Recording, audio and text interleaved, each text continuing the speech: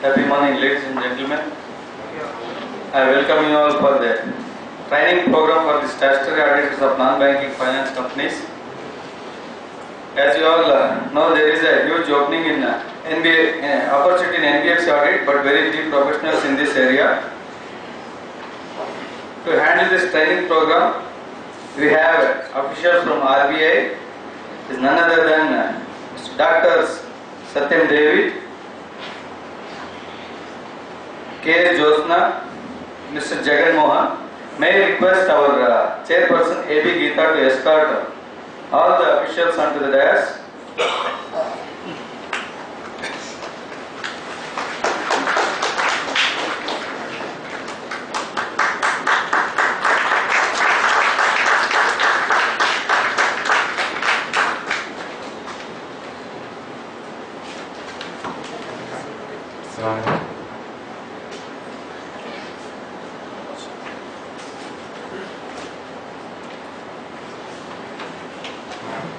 Distinguished speakers of today's training session for the statutory auditors of non-banking finance companies, Dr.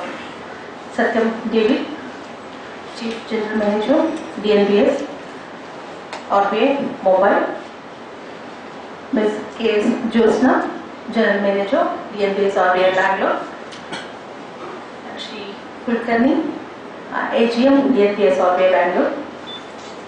Invitees, dear professional friends. Good morning to all of you present here.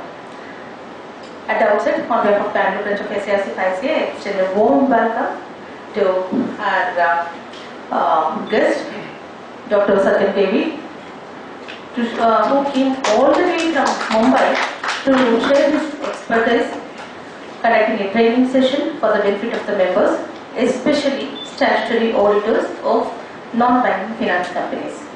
So let me request our committee member, C. Srinivas, to present a ready planned bouquet to our guest and officially welcome to the session.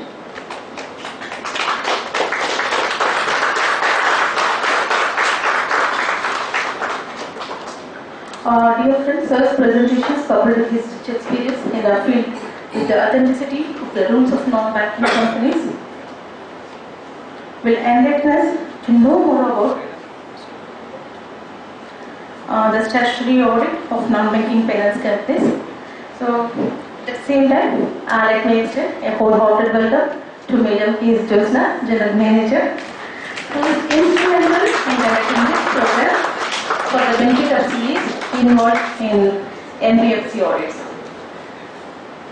I would like to welcome dear Kulkarni sir as General Manager, DNBS RBI, who is coordinating with us for the conduct of this unique program. I request our committee members to present a ready planned bouquet and welcome to this training session program.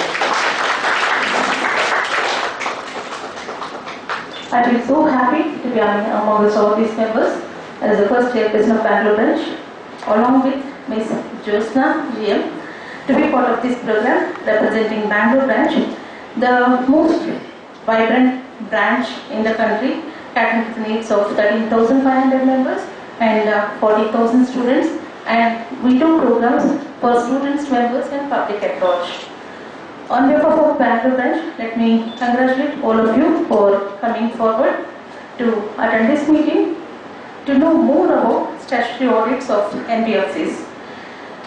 We all know the tremendous growth of NBFCs, especially in 90s, has led to gradual blurring of dividing lines between banks and NBFCs, with the exception of exclusive privilege that commercial banks exercise in the issuance of checks owing to certain developments in NBFC sectors, and the RBI Act was amended in 1997, providing a comprehensive regulatory framework for NBFCs. So, with the amendment of 97 RBI Act provides for compulsory registration with the Reserve Bank of India, Reserve Bank of all NBFCs, irrespective of their holding of public deposits, for commencing and carrying on their businesses.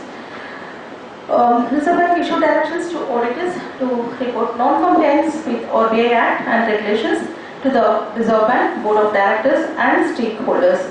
So in order to perform an effective audit, we should be aware of the rules, regulations framed by RBI, and I am sure that today's training program will make us understand the recent changes in NBFC sphere and appraisals to regulatory expectations, enabling us to understand qualitative services to our clients, paving way to our economic development and well-being of our nation. So once again, while extending a warm welcome to each one of you, we expect support and guidance from the concerned authorities of RBI to conduct this kind of training programs in future. Thank you. Thank you, Madam, for your welcome address. Now I request K. Josna, General Manager, Department.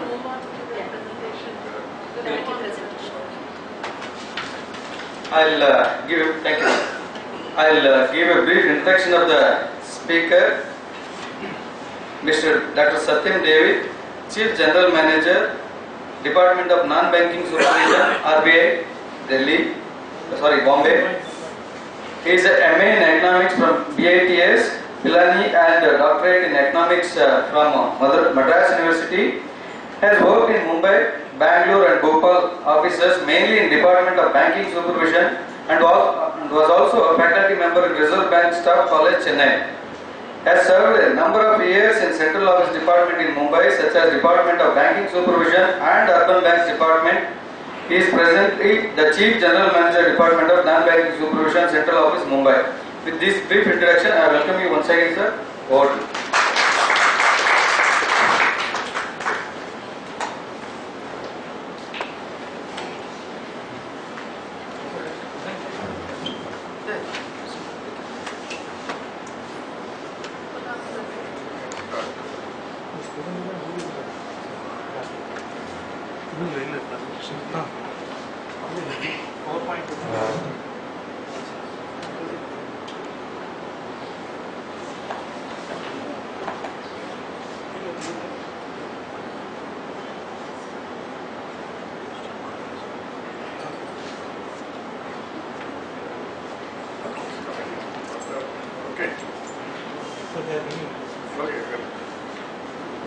Good morning, friends. Good morning. I'd like to apologize for the delay. There was some issue regarding the timing, and then we also got stuck in traffic. Actually, we passed by this place 20 minutes back. We passed by this place 20 minutes back, but didn't get into this exact gully. And by the time we came back again, took another almost half an hour. So, welcome to everyone, and thank you for the warm welcome address you have given us. Actually, a few years back, I was a CGM. You can hear now?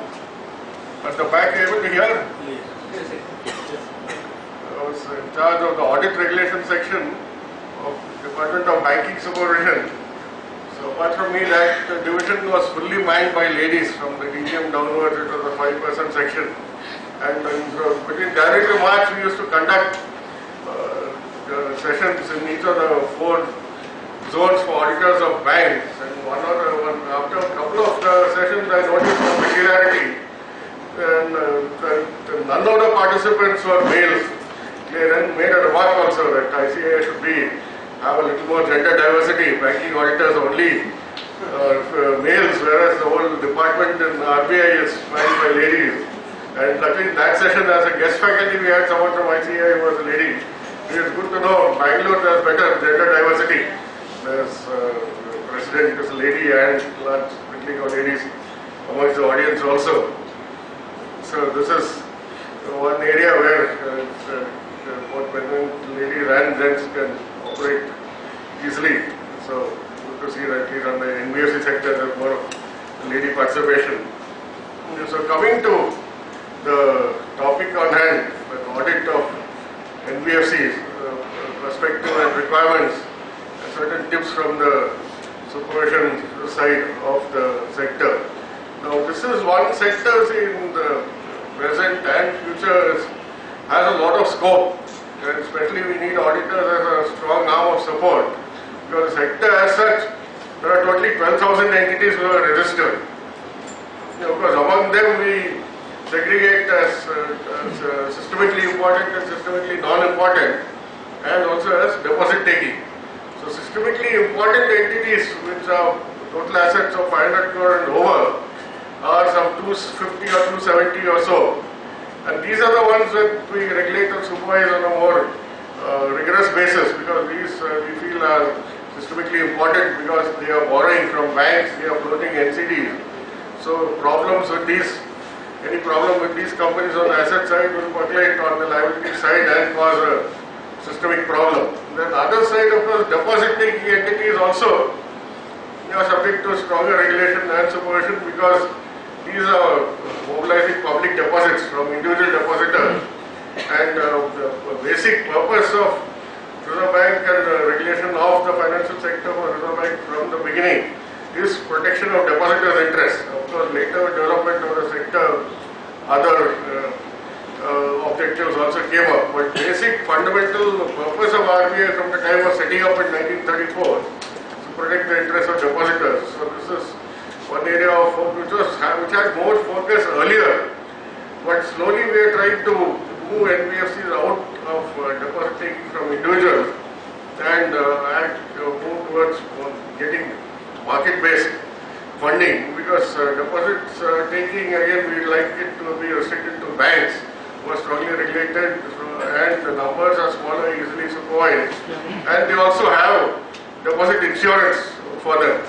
So over the years, regulations for deposit accepting companies have been tightened, and many of the companies themselves voluntarily are moving out of deposits. At present, actually, only 10 largest companies, deposit companies account for almost 90-95% of total deposits, and other companies are around 140 or 180 companies, and the other companies are more or less smaller companies, and many of them are slowly moving out of deposit taking. And NBFC sector at present is growing. The growth rate of advances of NBFC sector has been around 16% over the last 2 years, 15% going through the years. So we estimate that current 2017-18 also growth rates will be around the same levels. This is partly because the banking sector, because of the large overhang of NPAs in public sector banks, they are not able to grow their lending. The banking sector growth has come down to hardly 8%. The public sector bank lending is around 4%, and new private sector banks are growing at some 16-17%, and other private sector banks are growing at 12 to 14%. The overall growth aggregating around 8%. Whereas the NBFC sector is growing high, and at present from around 10% of total lending in the financial market, the lending of NBFC sector has now grown to 14 to 15%. And is expected by analysts that it will increase to almost 20% of the sector of lending. So which is quite a sizable amount if you see the totality of the segment at all. So the growth in NBFC sector is high, and then they are also growing in different areas, productive areas. Apart from earlier, it was mainly lending towards transport vehicle financing or transporters, and gold lending, gold loan companies, and maybe retail lending for consumer durables. But now MSME lending is one important area, and then a large segment of lending towards real estate, both individual housing and commercial real estate, and builders, and also to a large extent, to some extent, large industrial lending also. NBFCs are getting, the large NBFCs are getting into. So whole area of opportunities are developing, and IPO financing and share market financing, loans against shares, plus also new entities like peer-to-peer entities will be coming up. Some 4 or 5 entities have applied for registration after the guidelines were issued, and then there's another segment called account aggregator. So these are all new areas with new complexities. So these are aspects which need to be given more attention to by ACI. So as a move to sensitize chartered accountant fraternity across India, we go around to different regional offices giving our expectations. So as I said in the beginning, the financial sector is different, especially the NBFC sector, considering the number of entities involved. So what we say is on supervision we have a 4-pillar structure of supervision. First is on-site inspection, and then second is to off-site monitoring. We have an extensive system of statements, formats to be submitted by NBFCs, larger NBFCs on a quarterly basis and smaller ones on an annual basis. So which we analyze to see whether any stresses or strains are developing in the system. Then we have again what is known as market intelligence, what is happening in the market. Mostly that is if certain unauthorized financial activities are being undertaken or entities are doing NBFC-like activities without coming for registration, or again fake fraudulent schemes, Ponzi schemes, multi-level marketing schemes. These aspects which we try to gather information through market intelligence and act on them. Then auditors is the 4th pillar of supervision, as we call them. And we call them that auditors are brothers in arms for RBI, because you are the ones who are continuously associated with the companies. So all 12,000 companies under our fold, whether they are subject to inspection or not, are subject to statutory audit. But our inspection focuses mainly on asset NBFCs with asset size of 500 crore or above, and that too more frequent inspections for those with assets of 1,000 and above. But auditors are on the field, and you are supposed to give us indications of anything which is anything untoward or wrong practices or exception reporting from the NBFC that you are auditing on the ground level basis.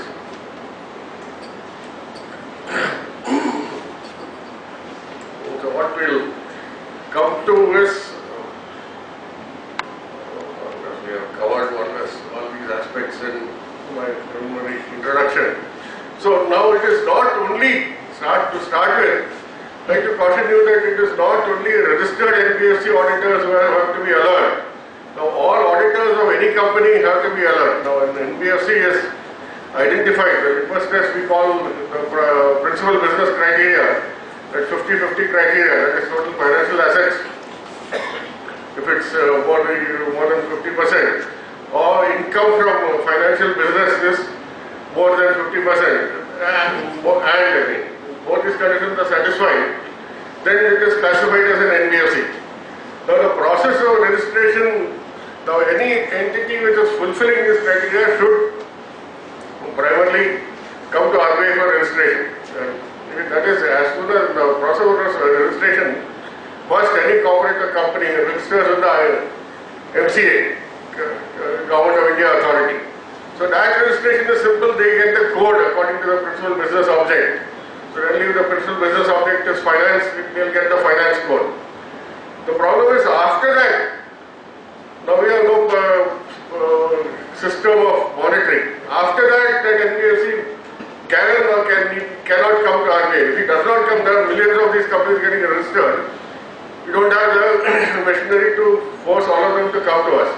And if he comes to us, well and good, he gets registered. But if a number of them don't come to us but operate as NBFCs fulfilling the PBC on an unauthorized basis, we did an extensive reconciliation with the MCA database, and we found our error of 37,000 entities between what they are classified as finance entities and what we have got registered with us. We did a huge 2 or 3 year exercise and we brought it down to around 2,000 or less, and we are pursuing with these NBFC companies to either register with us or to merge with a non-NBFC, go out of the NBFC definition, or to reduce their business, financial business, and get out of the NBFC code. So these are one area. Now when you are auditing any company, if it is doing NBFC business, if it is fulfilling the definition, and it is not registered with us, it is your incumbent duty to immediately report to us as an exception report. The company is fulfilling the norm, and he has to come to us for, and pressurize the management to come to us for registration. Sometimes it may happen that because of certain asset divestment or certain other one-off factors, the company's financial assets may suddenly increase, and accordingly financial income may increase, and for some period they are fulfilling the PBC criteria and coming under the NBFC fold. In that case also let them come to us and represent. Then we give them a time period of forbearance from time to time. Certain large corporate entities recently involved in the infrastructure sector because of over leveraging. While leverage, they had to divest a lot of their assets and temporarily they came under this definition. Now they come to us and we have given them time to wind down the financial business and get back to the normal. So ensure that the basic balance sheet represents that normal business. This is one thing, it is not rigid that they have a company because of unforeseen factors has fallen under the definition of NBFC and immediately has to come to us with all the extensive paperwork. Now we can intend to continue as a non-NBFC. They have to establish their intentions and come to us, we give them forbearance from time to for specific periods at a time and also extend it. With what we tell our RO also, don't be too rigid. Let the company represent and we'll take it on a case-to-case basis and represent. But if he wants to continue as an NBFC, he has to, it's incumbent on him to register and come within our fold so that we get all the data regarding this particular NBFC. So this is what is covered here. So check whether it's in net worth fund for more than 2 crores and it's totally CVC and if it's falling within any of this, insist that it comes to RBI for registration. Other aspect is now that even the smaller NBFCs are supposed to enhance their capital base to 2 crore or above and they should not operate at a lesser capital. Again, these also companies operating as an NBFC, they have lesser capital. Now, please indicate a certain exception to put to RBI and tell the company to give a plan to mobilize its capital to exceed the benchmark requirement or give a plan to get out of the NBFC fold.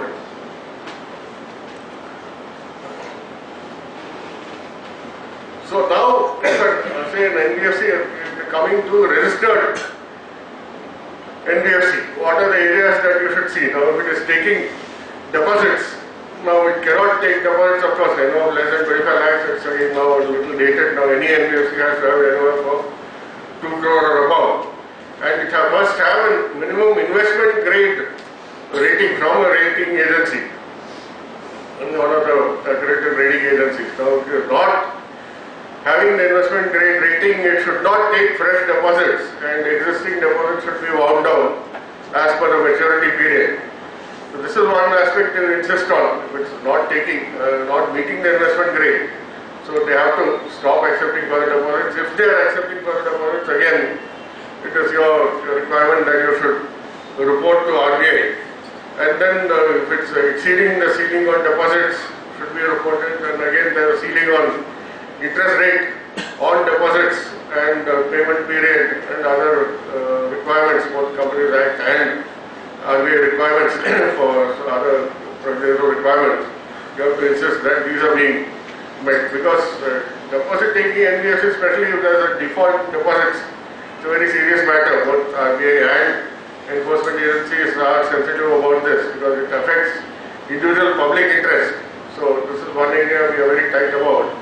And these are aspects that you must see in due seriousness. Because you had to, actually as soon as the Indian government came into power, 2 parliamentary committees, Parliamentary Committee on Finance and the Estimates Committee went into the entire NBFC operating area and they were strong in RBI that deposit taking entities were soon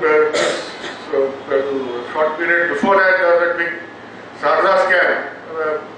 Basically the money was being floated from the public in the guise of different items of account and these large companies have mobilized huge amounts of deposits or funds from public, shown it as for different purposes and a lot of money got diverted into risky assets and when the companies failed, a large number of people lost their money.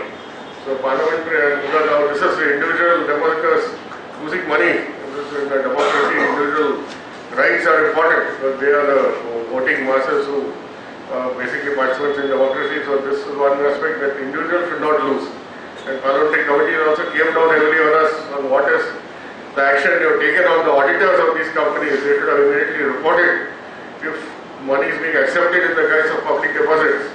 So a lot of chartered accountants also were hauled up at that time because the CA accreditation degree that you get is a very important and a difficult degree. To get a very small percentage of those who apply finally pass the degree. So this is something, it's a sort of a brand, and ICAI brand is valuable world over, even in the Middle East it's recognized, or Southeast Asia.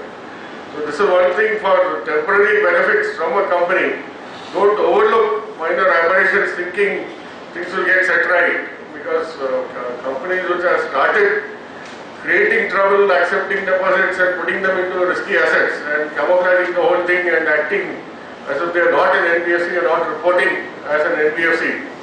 Slowly see, once money is accepted and the need for money builds up and greed builds up. It is not that the company will stabilize after some time and wind it down and act as per the requirements. The amount keeps building higher, bigger, higher and higher, and none of these, finally in the long run they won't succeed. Some shock or outside problem will come up which will disrupt the whole system. And once they go down, then all the trouble starts. So for some few years of benefit, I keep advising on senior forums that don't get misled by companies. You have to fulfill your duties and your obligations to your ICAI, who is giving you the degree and who is giving you ongoing life membership. This is one thing you have to be careful about, because and now you notice the last address to your central ICAI was given by no less a person than the Prime Minister himself, who was very strong on ICAI for disciplinary action procedure that they are following. He said that ICAI, the credibility and integrity has to be built up and established, and strong deterrent built up in the form of disciplinary action on these companies. And SEBI also has gone forward a long pending action against a particular company in the Sathyan case. Now, the company has been told not to audit at all for 2 years. Of course, now they've got a relaxation that existing clients can continue, but they cannot take up new clients.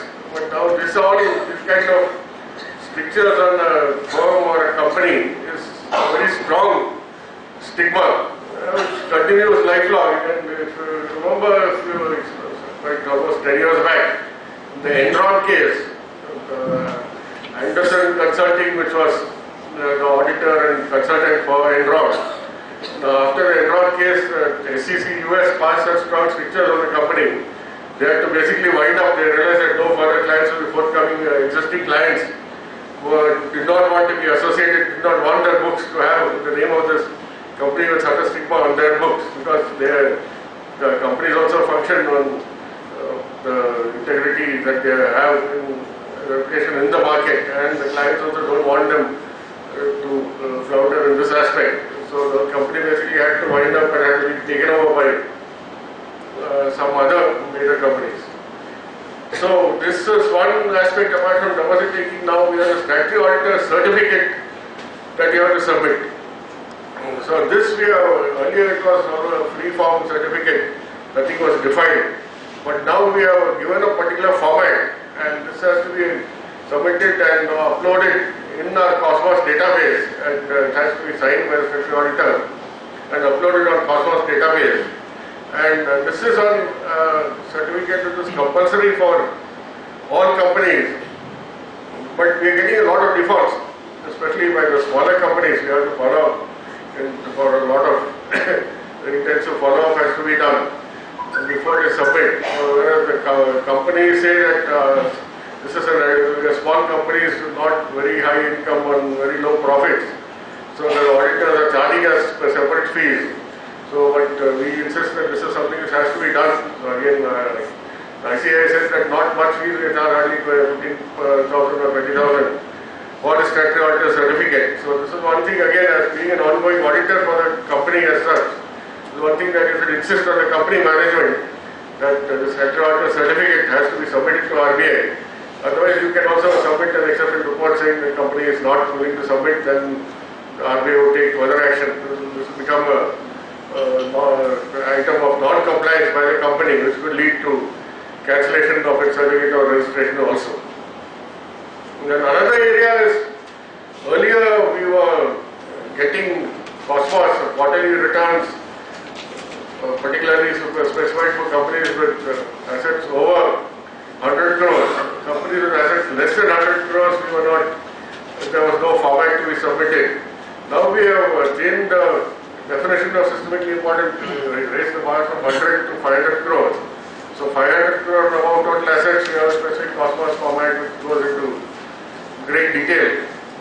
And then as for companies less than 100 crores, we have specified an NBS 8 and NBS 9, because now soon we are putting that database on XBR, it's being changed, and there will be a common NBS 9, there will be no NBS 8.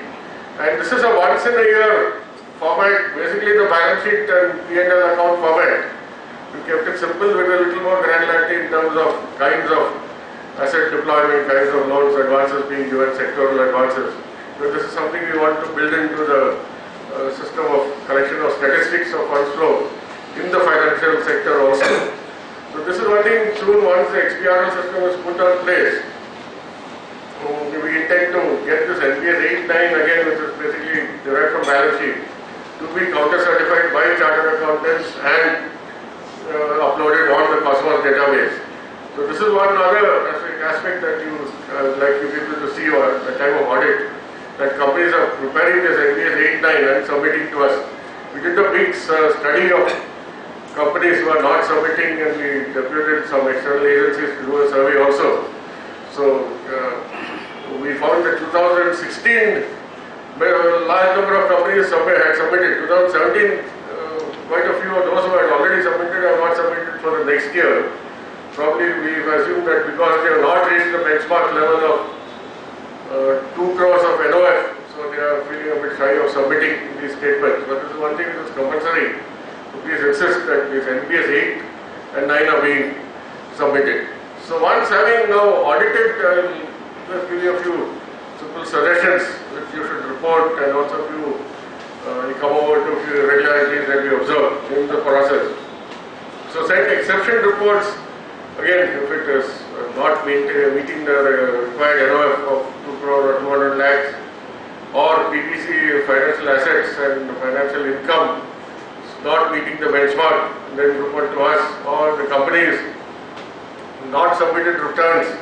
And then again, as a part of audit, you should see overall companies' financial reporting, and even improper reporting of our Cosmos statements should be part of your mandate. You can do a test check if Cosmos statements are being prepared. You can submit a report on that.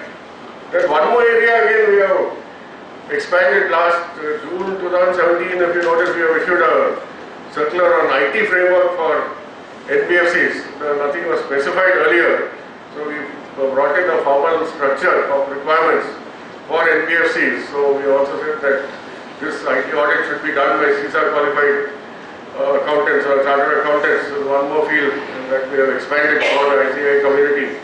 So please see that particular circular and compliance of the NBFC with the requirements of that circular also. We have enough time to identify gaps.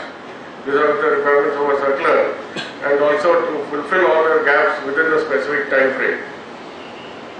So again, companies which are not submitted returns or which are not complying with the prudential norms, CRAR, income recognition norms, then violation of norms relating to overseas investment or acceptance of FDI, then if an NBFC is not authorized, not given a COR as a deposit accepting company, if it is collecting public deposit, or again camouflaging public deposits under different accountants. You are the chartered accountants, you are the experts in the field.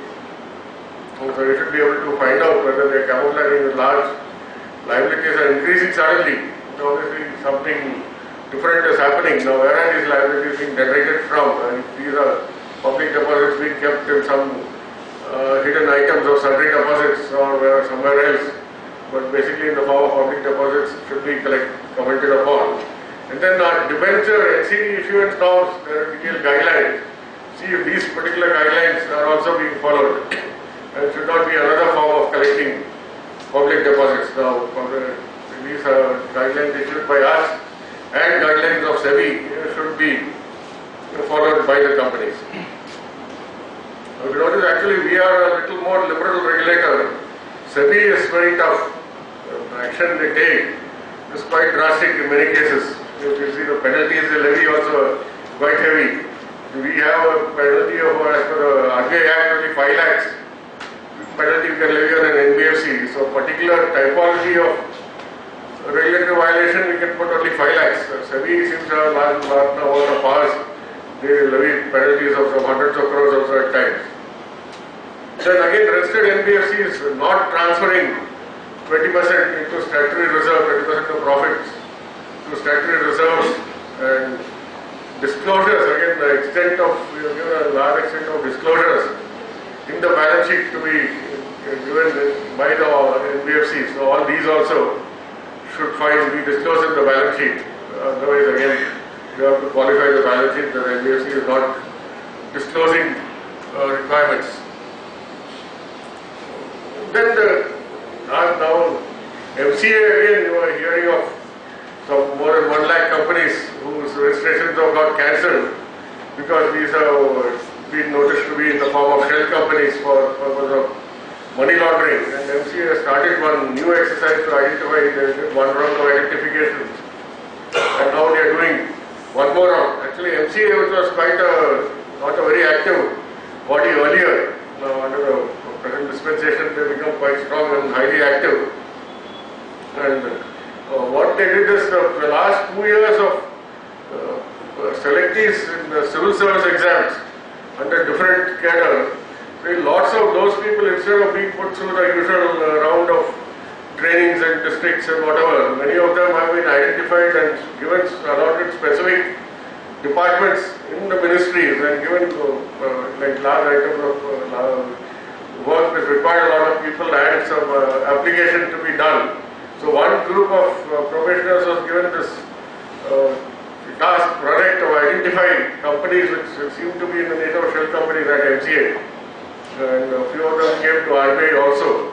So very enthusiastic, they had come with their iPads and tablets with huge databases. So earlier we used to find a lot of difficulty getting a response from MCA. Nowadays they have tightened up and they had a lot of this and they were quite alert to the problems and they quickly understood the problems. So a lot of activity on the MCA front.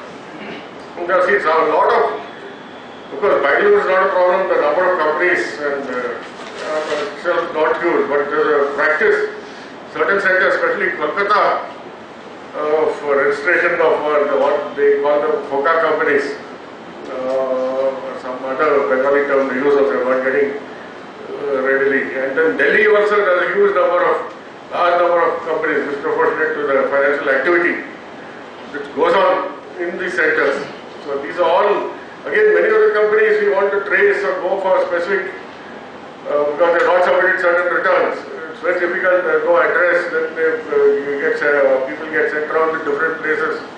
Finally, all of them they function in a file, in a particular cupboard, and many of them are basically started by certain parties and operated only by CAs. Again, this is a wrong practice. I would encourage, if some practice comes up, I would advise you strongly to desist from such activities, because this is something the government is pursuing. They're building up a huge database, companies with common addresses, and again doing search, they're setting enforcement agencies after that, and a lot of activities going on in this field. So something which is not, Bangalore of course, total number of NBFCs is only 149, so obviously not much in the nature of shell companies. So this is one thing I advise strongly against in different fora. So the company has to be run by the management, not by the CA. Now the CA technically, you are supposed to be an outside party who goes to audit. So you are supposed to view it with different eyes and not from the eyes of the management of the companies. So the number of companies conducting NBA without valid COR, you see not filing annual returns, and then auditors, again liability side, it's already said, must see where the money is coming in from. Then it is again, it's easy to identify. You are all numbers experts. A friend of mine soon after college, after MA Economics in Chennai, he joined the chartered accountant firm, wanted to be high ambitions of becoming a chartered accountant. So that fellow was given large rows of numbers just to be added up, and after 3 months of it he got fed up and left it. So that is one rigor that you have people, I don't know now with calculators and Excel sheets whether you are still told to add up numbers. Even when my first job was in IOB in a branch in Madurai, and told to sit on the SB section, second day I realized a lot of additions and this daybook additions had to be done. I took along my calculator.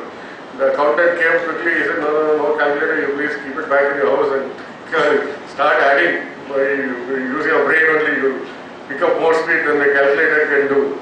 So I hope that still your training program entails adding up large rows and columns of numbers and not relying only on Excel. Excel is a dangerous thing. You put a huge row of numbers and then some key gets pressed because the paper falls on it, and then the entire row, a few rows may disappear, and we all believe the computer total and we'll insist that the computer total is right, when actually a couple of rows might have disappeared because of some unforeseen accident.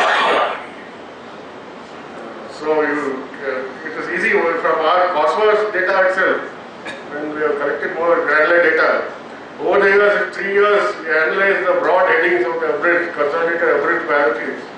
We find a change in trend.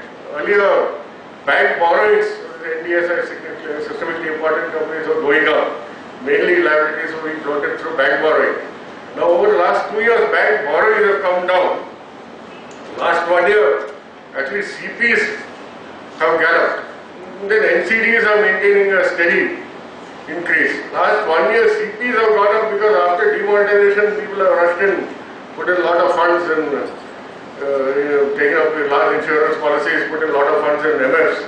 So many of these MFs, mutual funds, are flush with funds, and they have to invest in short term, and a lot of NBFCs find that CP market rates, especially short term CP rates, have gone down substantially. So they are borrowing or floating CPs, and since the market is good and NBFCs are growing and doing well, they are constantly rotating these and able to fund their long-term liabilities through rollover short-term assets. And again, see that this cannot go on too long. When the market turns adverse and CPs don't get rolled over and the companies are stuck with long-term funding, and they will not be able to roll over those funds or recover those funds. These are aspects that you can see from the balance sheet itself. So liability side over the years, if you see the trend, and asset side also, you should be able to make out even at individual company level if some problems, stresses or strains are developing. So a lack of corporate governance, directors not being aware of affairs of the company, the statutory auditor certificate, SSCs, as I said, have not been received in many cases. So these are something that you should insist on. So commonly observed deficiencies, so I'll go on to reporting deposits. Okay, these are again items which I have more or less covered. You can keep this as a sort of a reference. Then again, the principal business criteria deliberately now RBI, if you notice, there is not a very strict laid down framework that these are the items of financial assets and these are the items of financial income, except some broad items that you know. Kept it deliberate so that now once we lay down a rule, especially in accounts, a lot of delivery can be done by companies. They can deliberately game the system and keep the PBC less than 50-50 by inventing new heads of accounts, but basically amounts. Heads of account will be pertaining to our traditional items which come under financial assets or financial income. So you have to just go by the broad principle of the game, not specific rules. So many cases we get reports, exception reports we discover through sources or complaints or through the auditors, and what the companies try to contest and say this is not financial income, not financial liability. This is not something, see, this is more or less, all of us know accounts, we know what should be a financial asset, what should not be a financial asset, and with too much of hair splitting, sort of legalistic terminology we should not get into. And see, the broad purpose of financial activity is being fulfilled, it should be an NBFC. After all, it is the registers in NBFC, there is nothing much that we are going to do against the company. We just want them within our fold. And there are no restrictions or stigma or difficulties which is added to a company just because it registers. Because once it registers, till it gets 500 crore of assets, we don't even normally go to inspect it unless we get information that some wrong practices are being done or some defaults have happened or large frauds have happened. So there is no real incentive to camouflage those numbers and remain as a non-NBFC. Whereas if remaining as a non-NBFC by camouflaging is actually a disincentive because now enforcement action is being tightened and being done more quickly and more rigorously nowadays. So non-reporting NBFC deposit taking to transfer now again deposit taking NBFC have to transfer unclaimed deposit to that investor education protection fund, and that has to be explicitly shown in the balance sheet also. Then other violation of directions of RBI, non-bank financial companies, auditors directions, any of the violations should be brought around, instructions should be followed. So one aspect again I'd like to highlight apart from normal issues is the calculation of net owned funds. Net owned funds as per the RBI Act defined as total paid up capital plus free reserves and minus investments in exposure to group companies, whether by way of loans, investments or by shares, in excess of 10% of the own funds. And be careful of the definition. There are a lot of few companies that are trying to game this system. Subsidiaries and companies in the same group shall have the same meanings assigned in the Companies Act 1956. You may raise the objection that Companies Act 1956 is now no longer there. Repealed. The Companies Act 2013 has come, which has again also been amended quite a bit. But Companies Act 2013, the definition of group companies is very subjective. Now this is a definition by definition incorporation in the RBI Act. So this definition stands irrespective of whether the Company Act 56 is there or not now, it has been amended. And now only if the RBI Act itself is amended, this clause saying that definition of group will be as per the Company Act 2013, only then this definition gets changed. So this is one thing also while calculating NOF. Make sure that the company does not forget about the definition of 1956 Companies Act. It should go by the 56 Companies Act when identifying group companies, because 56 Companies Act gives a more objective definition. It says not less than 371B defines that it should not less than 1/3 of the total voting power with respect to any matter relating to each or the two bodies corporate, exercised or controlled by the same individual or body corporate. So this is the basic objective term that we have given all inspectors, so we go uniformly without any discrimination. As per this term, it is objectively defined and established. The holding company or the one body corporate is under the same management as the other body corporate. So we find that once the NBFCs have a habit of, apart from having a lot of group companies, shell companies, again within the NBFC further subsidiaries, first level, second level, third level are floated to build up a huge maze of subsidiaries. Now technically an NBFC can borrow and lend and invest in different assets. Now many of say family owned companies have certain other companies in the structure which would not normally get finance from the banking sector for a particular activity. So then the tendency is to use them as step down subsidiaries of 2 or 3 levels under the parent NBFC with the direct investments of less than 1/3, so that they don't come under a direct definition. But then if through different group companies if the totals add up to more than 30%, then our inspectors will treat it as a group company and tell the parent NBFC to knock off that amount from the net owned funds. So certain large NBFCs, family owned, have been identified as following this sort of a practice, and we have identified the NOF because of this knocking off the group company exposure has turned negative, and we have taken some supervisory action on them, and subsequently they gone into restructuring. So this is one aspect. Please remember, Companies Act 2013 is not valid as far as the NOF calculation is to be taken by you. Then another aspect, again, you are all hearing about divergence in the banking system. Now this is something which has been going on for several years, but it has reached large proportions, so RBI has also taken stronger action. Large number of bank auditors are being proceeded against for disciplinary action. And banks have also been told that after the RBI inspection, next quarter when they are doing that limited review, RBI divergence should be reported at that time. Because RBI, the bank prepares the balance sheet as of March 2017 and then within a short period goes to AGM, finalizes the balance sheet and declares the results. Now our inspections take place after the balance sheet has been prepared. After that, if you notice that there are some divergence. So usually these divergences are getting added up or being ignored by banks and being carried over and not coming in the public domain because RBI inspection reports are treated as secret in the interest of financial stability. So even under RIA Act or any other requirement, the inspection reports are not disclosed.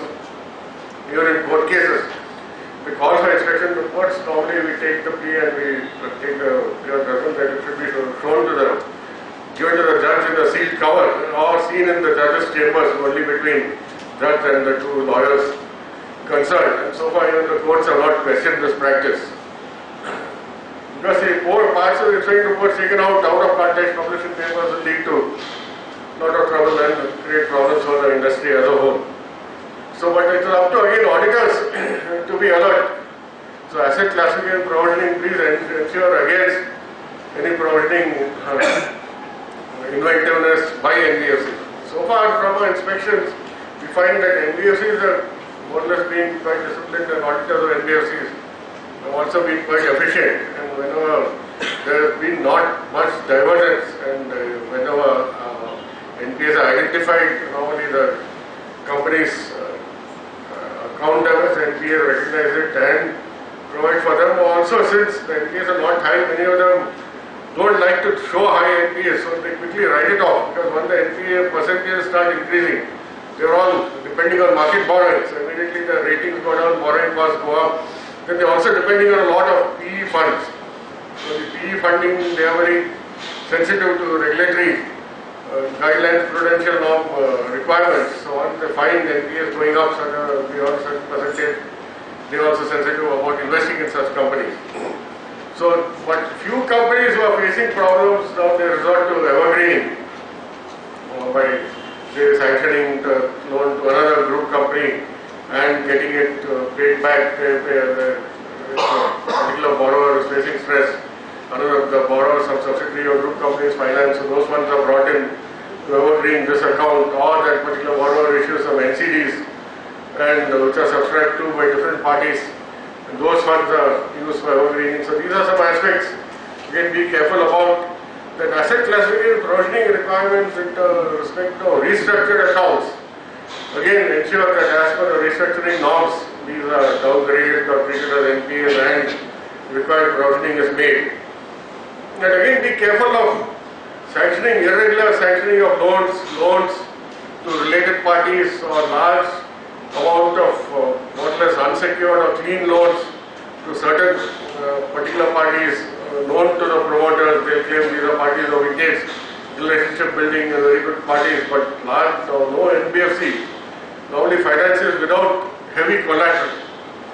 Even if they're financing small borrowers or even individual housing loans or SME enterprises on loans against property, normally the amount of collateral they take will be very heavy. So if a company is financing some borrower without much collateral or no collateral, means there's something wrong. You should raise your signals, raise your antenna to ensure that nothing wrong is going on.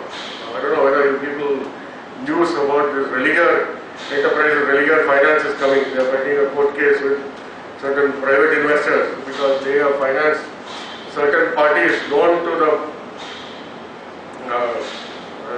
promoters of the group, and these funds are not coming up. So the two private investors who are invested substantially, they have raised objections to this and they are creating problems for the company. So irregular sanctioning of loans, more or less, it's basically a fraudulent activity which you should report on. Then again, see this assignment securitization transactions.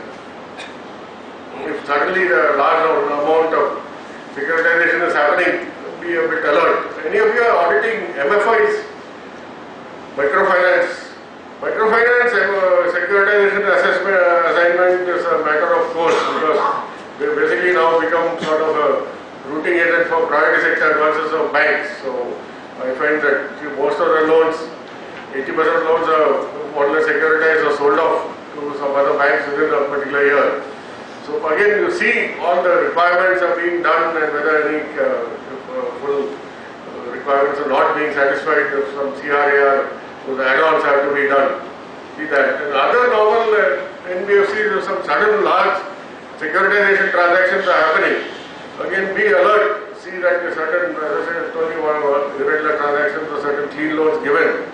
If these are turning out to be a problem, company would have to recognize that as loss to provide for it. But they can do some camouflaging by say getting in touch with some other friendly NBFC, doing a securitization transaction, getting it off their balance sheet and show it as securitized assets, security receipts off on some other NBFC.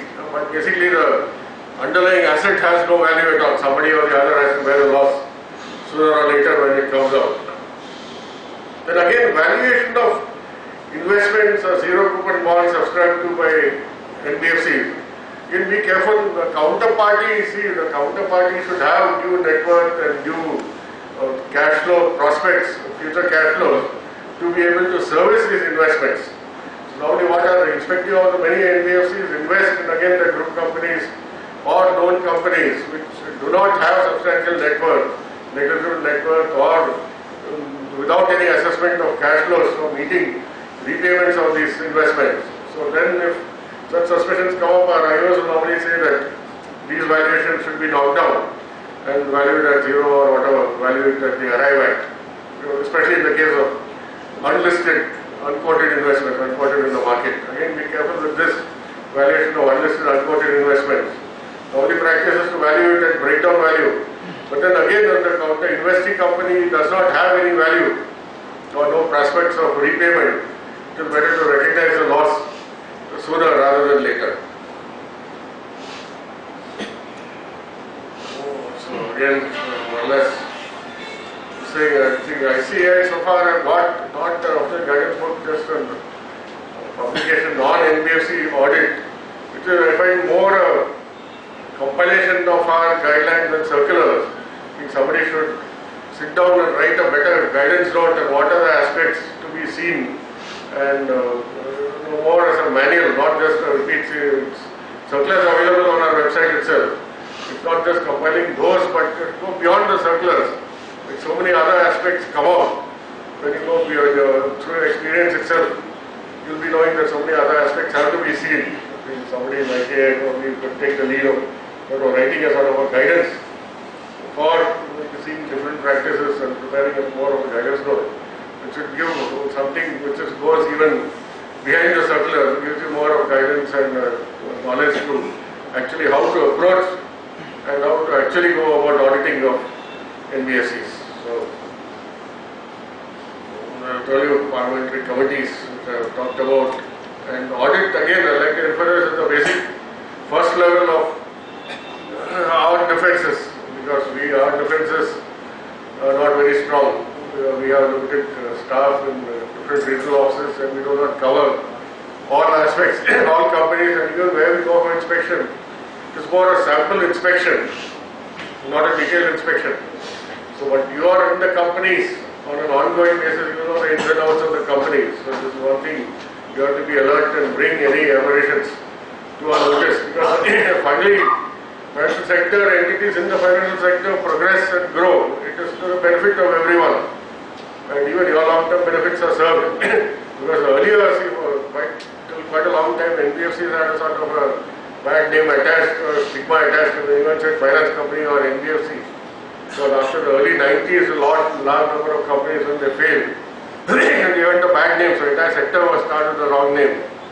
But sometime after that, we have changed regulations, tightened regulations, and done a lot of restructuring of NBFCs. And now NBFCs are functioning well, and if you see the financial papers, there are more almost every other day something about new NBFCs, NBFC growth, job prospects in NBFCs, and NBFCs seem to be the glamour sector, the banking. See, even earlier foreign banks were a glamour sector.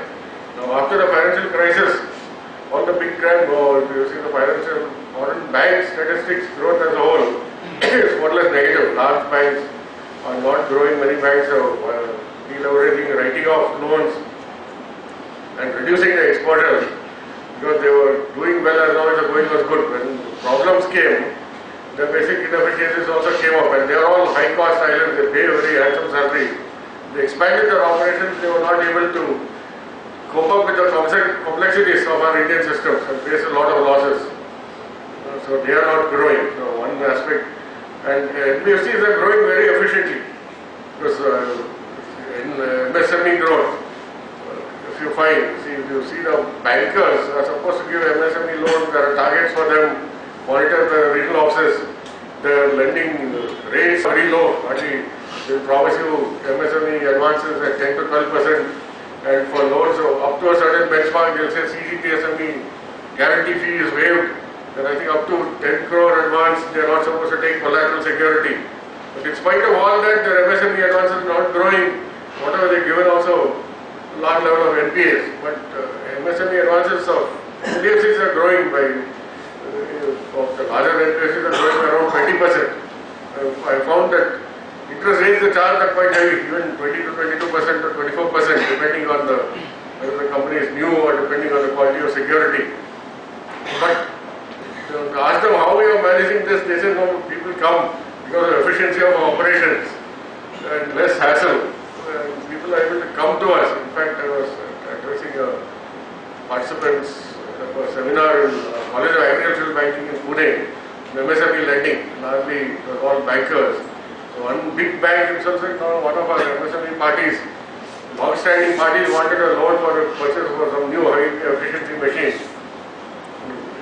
By the time our higher-ups and top bosses started processing it, one of your NBFCs stepped in, and that fellow got his loan, and he started producing before our proposal gets cleared itself. So this man was able to get the loan, get the machinery, start producing, generating income, and before that earlier loan could be processed. So the ease of operation, the ease of lending, NBFCs are doing very well, and there is a lot of scope, as I mentioned earlier in the presentation. And the sector grows in a proper manner. It's in all our interests put together. So thank you. Let me not end the session by telling you all strong penal action that we take and spoiling your mood. So these are all there in the books. So thank you very much.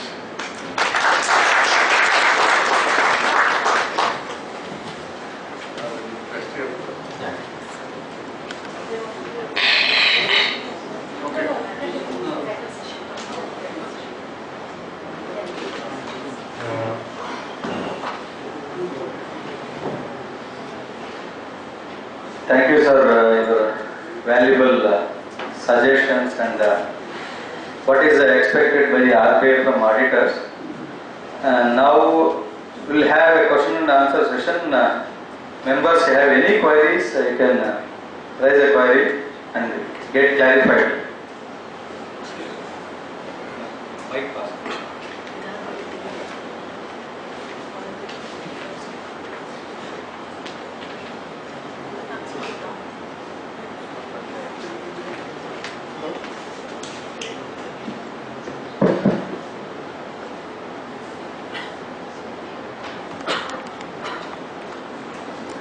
This is regarding the deemed NBFC, wherein this 50% notification has effectively replaced the definition in 45I, C and F. So, principal business criteria, 50%. Effectively replace the sections, definition of NBN 5 and 45 I, C and 45IF. So, with regard to definition of this financial asset, suppose there is a fixed company is having a fixed asset which is given as a security to another group company, to a bank basically, on which loan has been given by the bank to another group company. So, going by the definition over, it says that it is a financial asset. So, should we go with the 50% criteria and the financial asset definition in the notification and then decide whether it's a deemed NBFC or not? So I think the NBFC has an asset pledged to a bank. the company has got fixed deposits, which are not in the definition under financial assets. Those fixed deposits have been given to the bank as security for giving a loan to another group company. Third party. Third party loan. So strictly is it not advisable? I don't know whether you are talking about the case which I have at the moment. No, there is nothing. Yes, because we are examining a case where a company has kept deposits with the bank, and that the company, and NBFC has kept deposits with the bank, large amount, 500 crores or so, and that amount, it has not been passed through its proper committee process either, as an investment committee or anything. It has been kept for a few exchange of emails done by the promoters. And the promoters of the NBFC had actually borrowed from the bank in respect of certain other non-NBFC companies. These are indirectly kept as security for that. So see, here is a company where there is no borrowers. totally irregular transaction. It's become an issue. This is a non-deposit taking company. No borrowers from anybody. The earned surpluses from its activities have been temporarily parked in the form of FDs. FDs with the bank. The FDs have been given temporarily as a security to the bank for it to lend it to a group company. That should not be. So that should not be this company's asset at all. No? So the bank will be lending to another company. Correct. So it won't fall within. No. It's not a financial asset for this company. No, the bank lending won't be a financial asset for this company. So otherwise you get to double counting. Correct. That's a clarification on that. Second thing is the similar company. Of course, so we see that all the processes are followed. Yeah, but all they are compliant with all the. Should be through the proper. So this company is supposed to, 186 compliance and disclosure, proper disclosures in its financial statement that set as a margin money. Those are all done. So otherwise, it's legally compliant. And proper lien has been recorded there. Yeah. Lien has been made.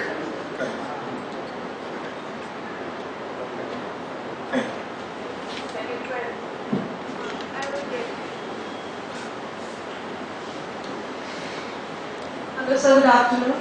I have a query regarding the utilization of the reserve which is being transferred by the company under section 45 X. The company has to transfer 20% of the profit to the reserve. So I am not sure that how the company will utilize this reserve in the future. It is just a safety net to be built up statutory. Even for banks, any regulatory entity or RBI has a statutory reserve. So if a company faces serious problems later, now they can be utilized with the permission of RBI. That should not be utilized for any purpose without the permission of RBI. So you mean to say it is an emergency fund created by the company, yes, right? technically So it can't be used for any other purpose except there is an emergency, right? Accepting emergency, but with the permission of RBI. Yes, They yes, get I the know clearance that. of There's a regulation RBI. that So must- normally what we'll examine is, it should be a genuine, say, outside unforeseen event. Okay. So because recently some company had created trouble and knowingly gone into certain wrong investments, and they didn't want to provide for that and declare a quarterly loss. They said we'll transfer from reserve, and they said not permissible. This is something that you did knowingly, not some external act of God or something. Earthquake has come. But the concern is over the period of time, this reserve will build up to a huge amount and it will be standing unutilized in the books of account. Yes. But that is a statutory. What we say is the regulation. So can the funds against this reserve can be utilized So for anyway, fixed deposit, right?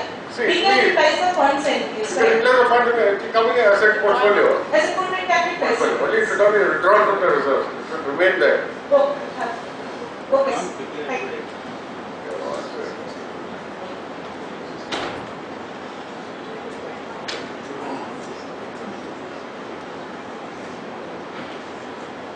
Sir, this is for NOF, net of fund calculation. In RBI, it is given share capital reserves. That amount given to subsidiary shall be acted, but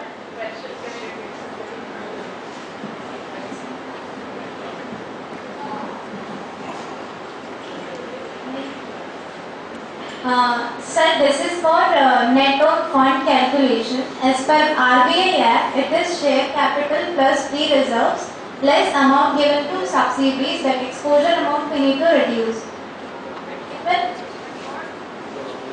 But what has been given on the FAQs on the RBI portal, it says we can use securities premium also.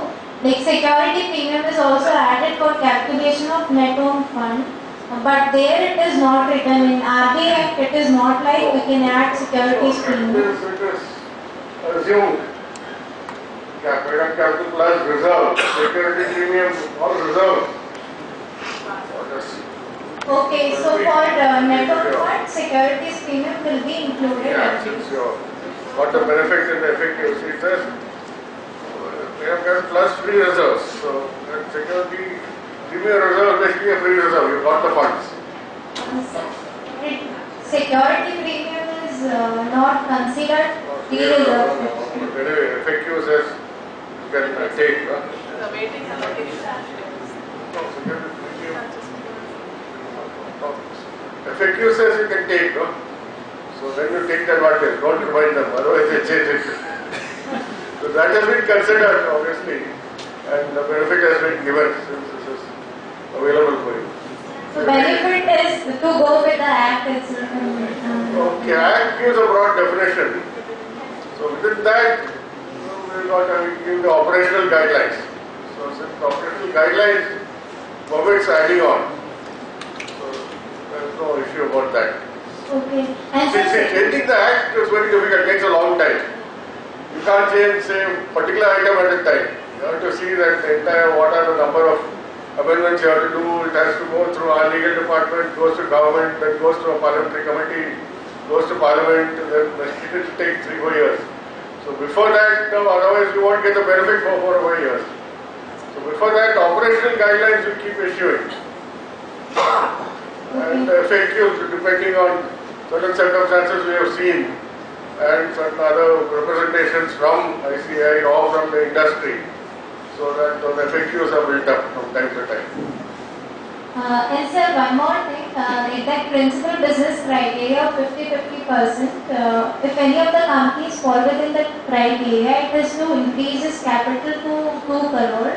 And apply with all other formalities also, whatever an NBFC is required.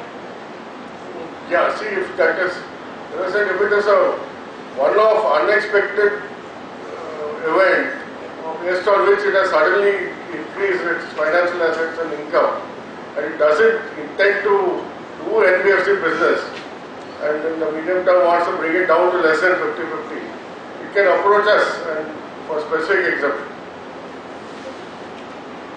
Because if we are convinced by principal objects clauses and by transactions that this is just a one-off event. Actually, 1 or 2 large infrastructure companies which were divesting large assets, the entire power plants had been sold off. So and these all the funds are being consolidated in a particular NBFC arm of that particular company. Non-NBFC arm of the company. Then that became an NBFC by definition. But they approached us and we gave them forbearance. Okay. And sir, third and last question is related to group. When we apply for NBFC registration, we need to submit financial statements of preceding 2 years for all the related companies. Definition of related companies, can you just once clarify? Again, go by the definition in the RBI Act. Okay, sir, but it says that whether the director of that NBFC companies, director in any other company also, holds substantial interest in other companies, so that other companies' financial statement we need to submit together with the applicant's application. So, with reference to director or with reference to substantial shareholding? No, this particular director has substantial shareholding in any company, then that particular company's financials you have to submit. Okay. And if the shareholder, which is who is holding more than 10% in the applicant company, so that shareholder holding 10% or more in other company also, so that other companies financial also we have to submit together with the application. Yeah. Okay. Thank you, sir.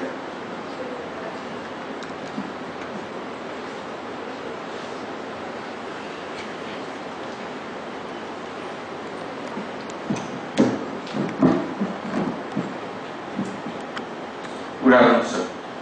Sir, RBI has issued a guidelines for provisional norms for the banking companies. But the future we are going to, this 18-19 is going to be under EBAs for the banking companies. Have you going to issue any specific guidelines for provisioning norms, because it differs from incurred cash loss, expected cash credit loss? So see, these are still in progress. For banking sector also the operational guidelines have not been issued. Okay. Still in progress.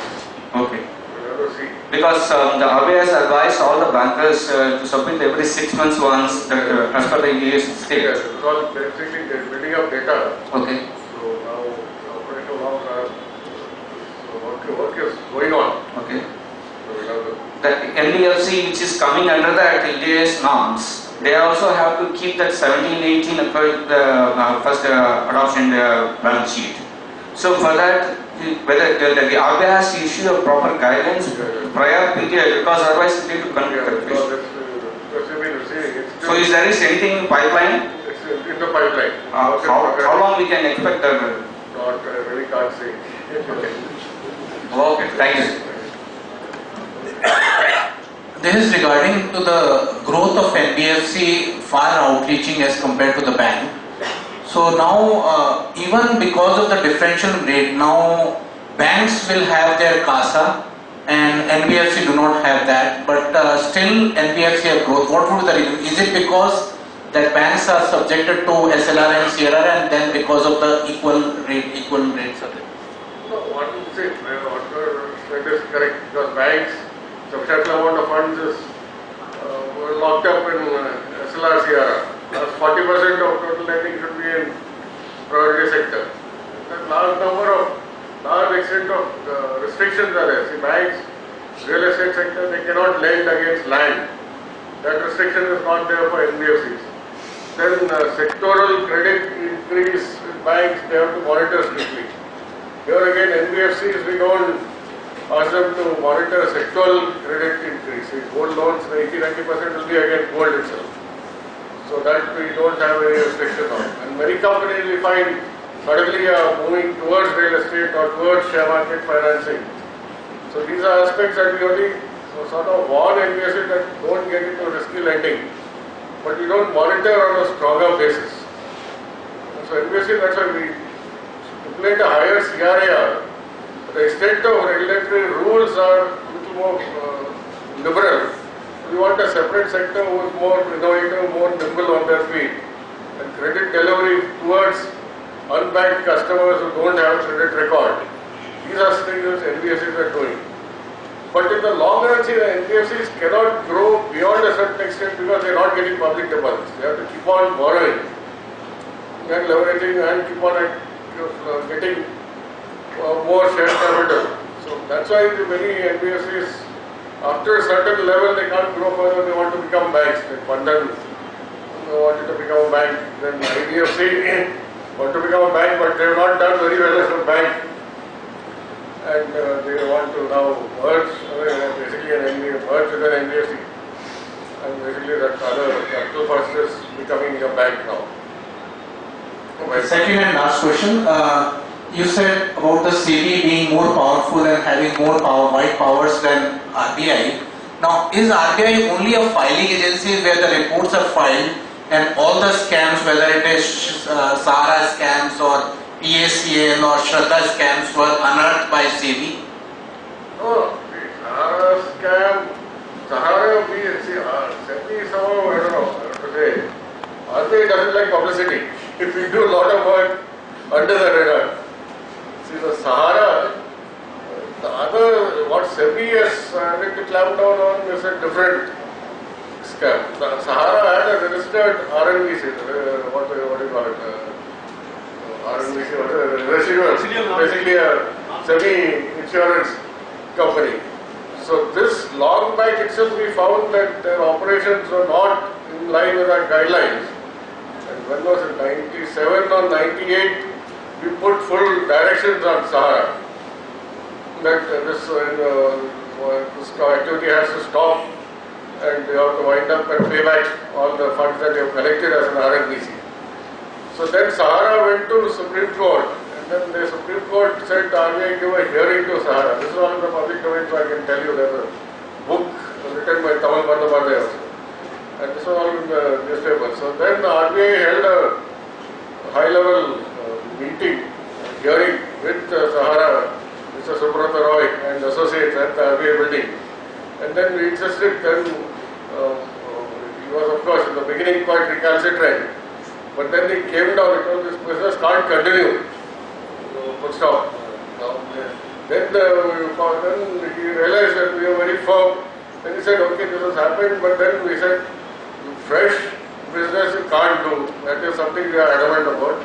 He said, no, Supreme Court. He said, Supreme Court has told us to hear you out. We can hear you out, tell Supreme Court we heard you out, but we stand by the direction issued to you that you have to start winding up operations. And the Supreme Court is also concerned because public money is entailed. If we bring more and more evidence to Supreme Court, we have done a very serious inspection, we have done a forensic audit also. The findings are quite very adverse. So this is all the findings, not only our inspection which we keep disputing, this is a forensic audit done by a big CA firm. You cannot keep disputing everything under the sun. Then he came to line, he said, see, this whole amount of money I can't pay outright, so at least give me some time. So we gave him 5 years time, it expired some 2 years back. It was, that's all, has to be done and all the depositors have to be paid back. As on that date also, 2 years back, also some 683 crores were still outstanding. And they kept claiming that these are unclaimed deposits, we are not able to trace, we are still tracing. Now we'll do other business. But then we said, no, the time is over. Unclaimed deposits, we have not done much. And we also appointed 2 independent auditors who had to audit on a quarterly basis. But then they also not getting good support and a lot of blockage by the company. So then 2 years back, the time has expired, so we cancelled the registration. Because of the company was giving time as for Supreme Court has also upheld the order, they were not compliant. And in between, of course, we also strong again. But these other 2 companies had floated debentures that they had violated, they had not disclosed full disclosure while floating the debentures. So that's our SEBI clamped down on. And then they tried to confuse them. And luckily the court again took a strong stance. And you know what all happened. He was put in jail and told to, still he is barely speaking outside trying to sell his properties.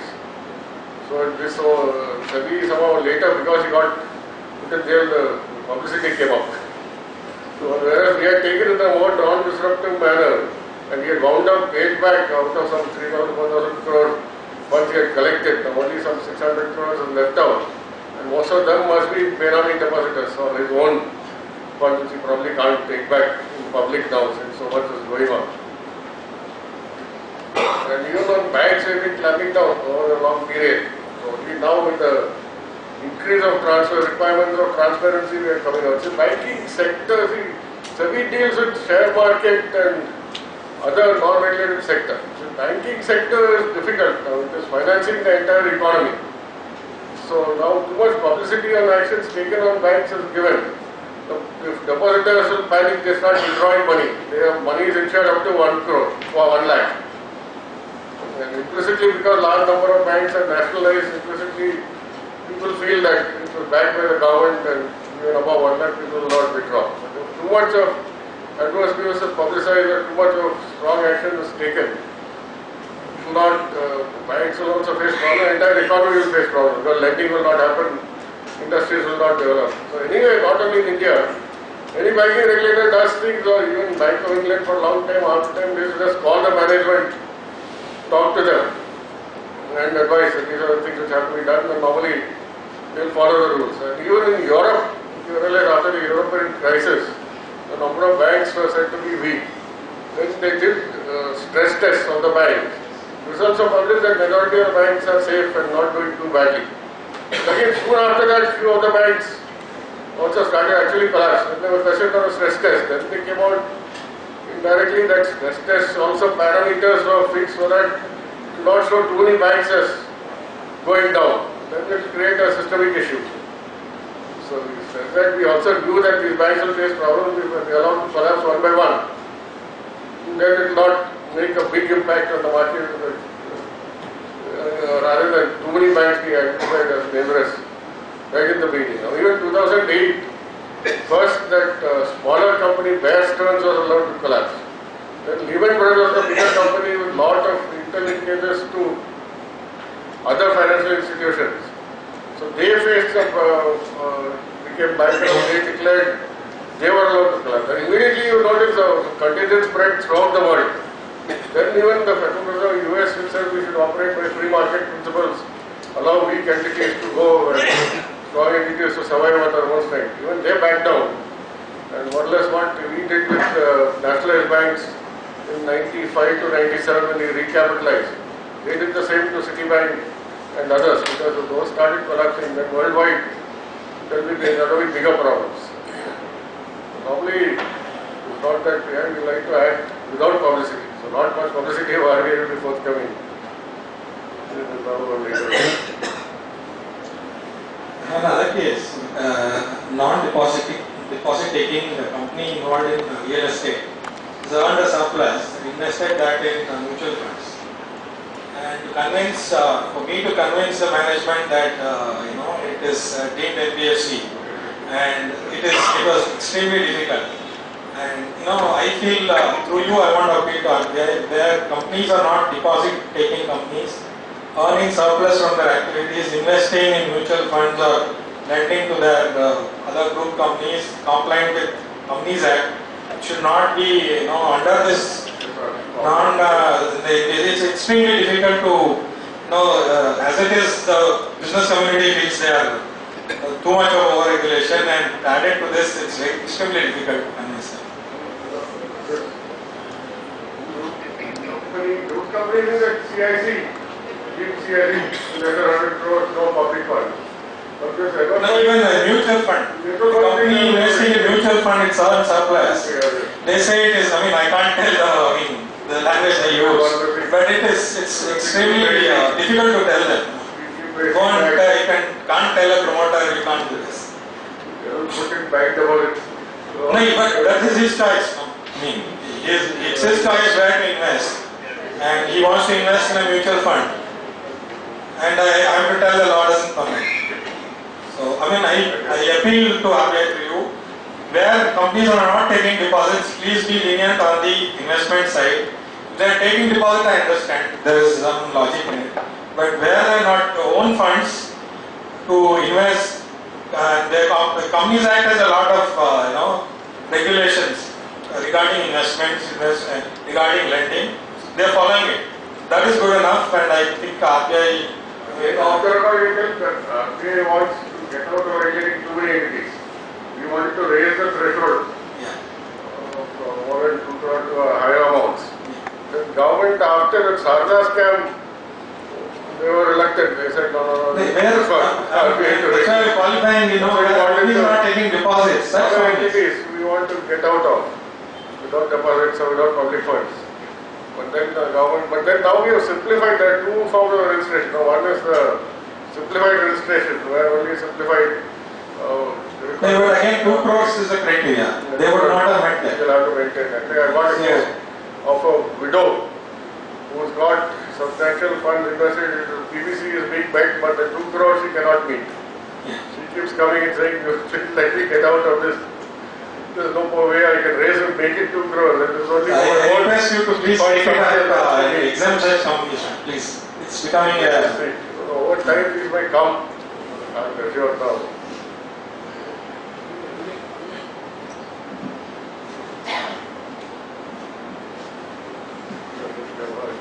But in computing return on fund, whether we need to reduce the deferred tax asset because it has no value. This is intangible by your deferred tax. It is not intangible. Tax asset already we are reducing. So final guidelines. One more thing is regarding Yes, one more question. regarding concentration of debt. The limit exceeds 50% or 25%. How much time will take to get the approval from RBI? No, which one? Regarding concentration of debt. Okay, actually we have removed if it does not have public funds. Okay. Beyond that also we are giving on a case basis. If you have a plan to reduce the say excess breach or country, normally we are giving. It will not take much. No.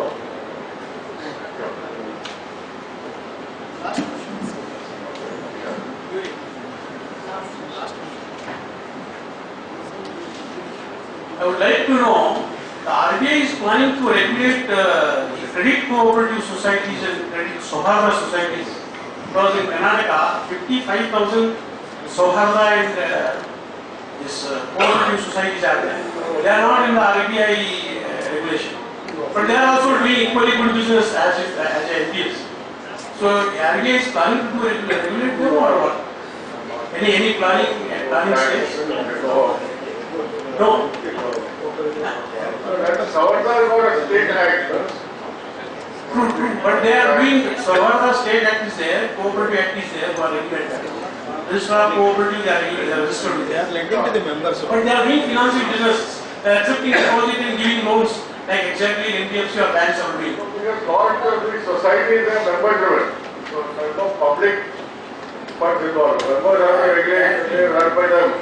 So even other cooperative societies, we don't regulate. Cooperative banks, we regulate. So because only member deposits are there, we don't get into it. And secondly, a lot of NBFCs are doing Bitcoin business. They are trading in Bitcoin currencies. So are you regulating them or you are telling them not to do that Bitcoin trading in Bitcoin currencies? Regulated entity should not be doing. No, what is the regulation or RBI is in pipeline? Government has said that Bitcoin is not legal tender. So that means if you follow those guidelines, you should not be doing illegal business. So no specific guideline from RBI. Registered entity should not have guidelines for everything. Government has declared Anything in the it's illegal. They should not be doing illegal activities. No, nobody is saying it's illegal also. Nobody is saying Government illegal. has made a statement. Finance Minister has said Bitcoin is not legal. Now I've been thinking about it. So they should not participate in it. I request members to take questions often if you have any. We have come to an end of interesting and interactive session, very informative session. Round of applause, ladies and gentlemen. I thank Dr. Sathyan David and K. Josna for their time and efforts in sharing their knowledge. I thank on behalf of Bangalore branch of ICA. May I request our chairperson A.V. Geeta to present a memento to the speaker, Dr. Sathyan David, as a token of respect and gratitude.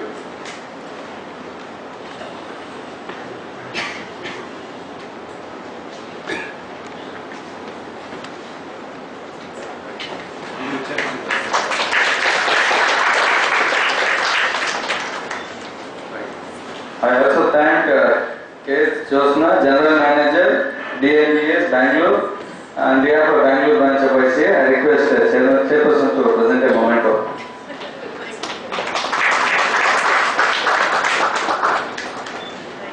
I also thank Mr. Jagan Mohan, General Manager, DBS Department. He has not come. I thank Mr. Kulkarni for his efforts. I request chairperson to present a gift voucher.